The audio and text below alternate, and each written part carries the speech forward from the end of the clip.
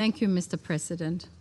We thank ASG Chiari, Director Wosono, and Cameron Hudson for their very clear briefings. We also welcome all the representatives to the meeting.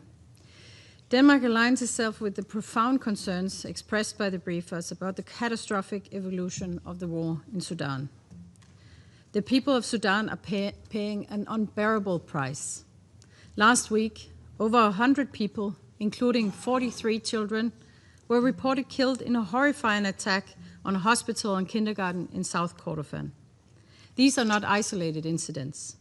The cries of the Sudanese people have for too long been met by weapons and violence. We've also recently seen a drone attack on UNISFA peacekeepers in Kadugli, which led to the tragic loss of 6 peacekeepers. We condemn this attack in the strongest term and call for a comprehensive investigation. Mr. President, this situation simply cannot continue. I have 3 messages. First, this war is a struggle between armed actors who have shown scant regard for Sudan's civilians. There is still no ceasefire, nor a credible, unified political process towards a civilian-led transition free from coercion of armed actors. There is no willingness for warring parties to come to the negotiation table.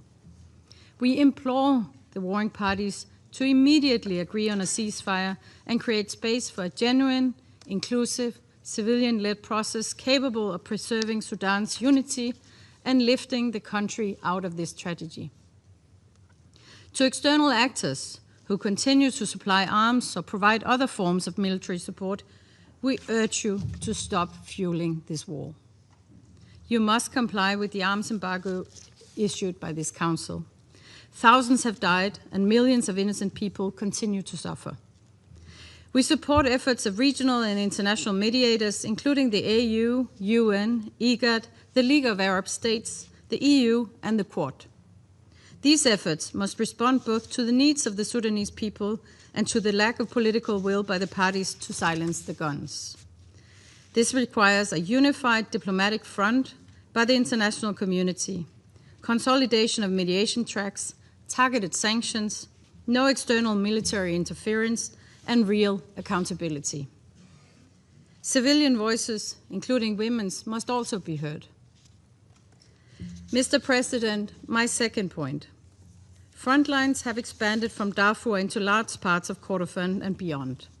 The fall of El Fasher to the RSF after more than 500 days of siege, accompanied by reports of systematic killings, sexual and gender-based violence, and the destruction of critical infrastructure, was in brazen defiance of Resolution 2736 and international law.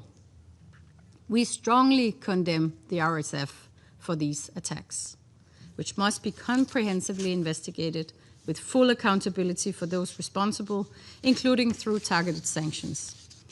The European Union has adopted restrictive sanctions against the RSF's second-in-command. These events represent only a fraction of the atrocities committed. We stress that all perpetrators must be held to account for grave violations, regardless of affiliation. Mr. President, my final and third point. Nearly 14 million people, a quarter of the population of Sudan, have been forced to flee their homes, either internally or into neighboring countries. Famine continues to spiral in El Fasher and Kadugli as markets collapse, livelihoods are destroyed, and access to basic services disappear. This disaster is compounded by lack of adequate funding. We pay tribute to neighboring countries who have kept their borders open for hosting millions of refugees. We continue to urge warring parties to lift access restrictions and provide unconditional security guarantees for humanitarian actors, as well as to allow safe and unhindered passage for civilians fleeing violence. We urge the Sudanese authorities to keep the outer border crossing open, as it is a lifeline for millions of civilians in Darfur. Mr. President, in closing, this brutal war has been going on for too long. We urge the warring parties to respect the commitments set out by this Council and take genuine action to put Sudan on a path to peace. I thank you. I thank the representative of Denmark for the statement, and I give the floor